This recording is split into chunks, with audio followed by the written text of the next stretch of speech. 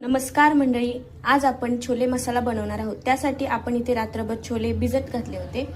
आता हे छोले पाण्यासकट कुकरमध्ये घालणार आहोत। त्यामध्ये थोडंसं मीठ घालायचं। कुकरचे झाकण लावून लो फ्लेम वरती 3 ते 4 शिट्ट्या करणार आहोत। पण एक वाटण करून घेणार आहोत। त्यासाठी 2 बारीक चिरलेले कांदे प्लस टोमॅटो आणि लसूण, थोडीशी कोथिंबीर याची पेस्ट करून घेणार आहोत। आता हे असं वाटणही तयार करून घेतलंय। कढईमध्ये तेल गरम करत ठेवायचं। तेल गरम झालं की यामध्ये आपण केलेले वाटण घालायचं।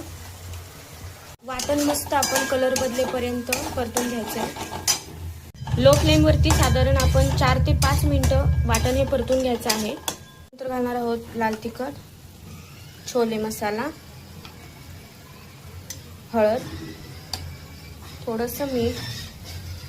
वाटण व्यवस्थित परतलं, त्याला थोडंसं तेल असं सुटलं की त्यानंतर आपण छोले टाकणार आहोत।